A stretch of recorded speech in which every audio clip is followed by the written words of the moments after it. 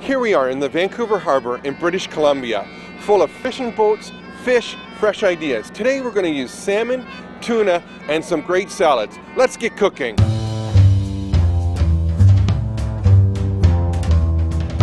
One of the greatest challenges for our families today is saving time and getting away from eating overly processed foods. Today we're going to show you 3 simple recipes that are great for you and your family.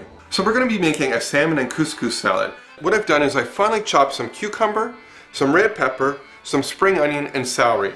Now again, if you don't like red peppers, you can take red peppers out, add a little bit of more cucumber and celery into it.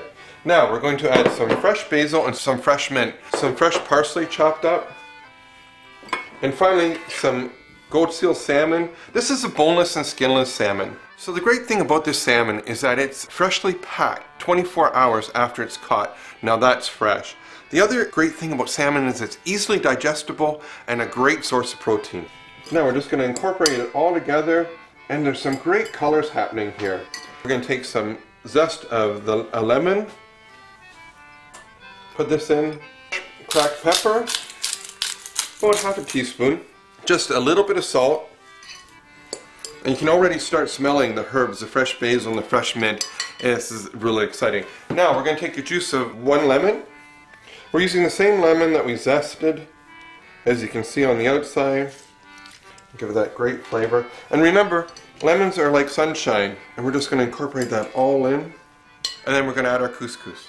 The thing with couscous that you want to think about is that most of box instructions will say to you, use water. Stop. You don't want to use water. You want to use some vegetable stock. You want to use some chicken stock. So today I have heated up some chicken stock. I'm going to add about a tablespoon of olive oil, extra virgin olive oil in it, and then 2/3 a cup of couscous. Just stir around just to incorporate it into the stock. Keep it on low. We're going to put our lid back on, and in 5 minutes our couscous is going to be done, nice, light, and fluffy. And what we're going to do when it's done is take our fork and just fluff it up and add it to our salad. The heat from the couscous just brings out all the fresh herbs. You smell the basil, you smell the mint. It's exciting. Now, what we're going to do is take a radicchio leaf and peel it back and just take out our leaf. We're going to place it on the plate. It's going to give lots of color to it, and just slowly place the salad into the radicchio. Now if you want, you can put the couscous in your refrigerator, cool it down, and have a nice cold summer salad. Our next recipe is a roasted pear, arugula, and tuna salad. Now you're asking yourself, Chef, why are you using roasted pears? The reason you want to do roasted pears is sometimes when you get pears, they're not ripe and they're really bitter. When you roast them, all that great sugar comes out of the pear and it gives it that really sweet flavor. A little bit of butter, that's all you need, a little bit of fresh lemon juice, put them on a parchment lined baking sheet, 400 degrees, 5 minutes, you're good to go. Now, you notice that I have 3 different varieties of greens here.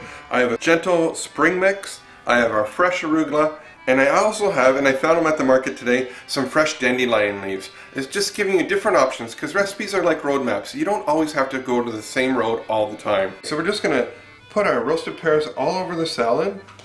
Take some fresh goat's cheese, and then finally some chunk-like tuna. I just like using my hands on everything. Great thing about tuna, again, very, very high in protein. So we're just going to drizzle a little bit of olive oil over each salad. And now the balsamic. Now, if you don't want to use balsamic vinegar, you can use some white vinegar, some sherry vinegar, champagne vinegar. There's so many different vinegars out there now. Experiment. Now this is fresh. You get the pear, you get the arugula, you get the goat's cheese, you get the tuna, and it finishes with a great balsamic. Absolutely fantastic. This is so good. Let me introduce you to a great idea. We're going to take some grilled ginger tuna, some amazing Swiss cheese, a medley of breads, and make the perfect sandwich. So you ask me, Chef, what's so different about this sandwich? Not only is this yellowfin tuna served in sunflower oil, which is low in trans fat, but it's delicately smoked over sugarcane fire, hand sliced, hand packed. That's not so processed.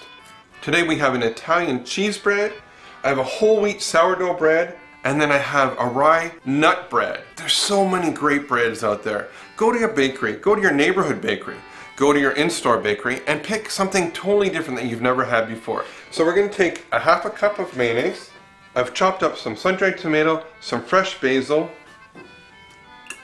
In it goes. We're going to mix this together. Take 2 slices. A little bit of our mayonnaise and basil mixture.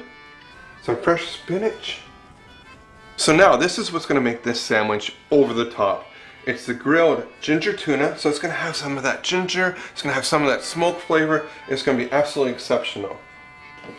And finally, just a piece of Swiss cheese. Remember, you don't have to follow the recipe exactly the way it is. You can tailor it to the way that you like it. If you don't like Swiss cheese, use some cheddar, use some cream cheese, use some goat's cheese, whatever you like. So we finished putting the Swiss cheese on, we're going to close our sandwich.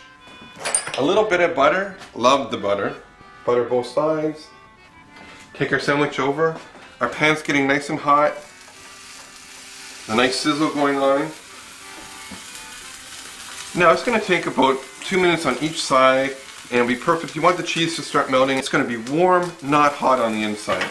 So the best part about cooking is actually seeing the reaction of people. So I invited some of the Goat Seal team members up just to taste some of the salads as well as the sandwiches.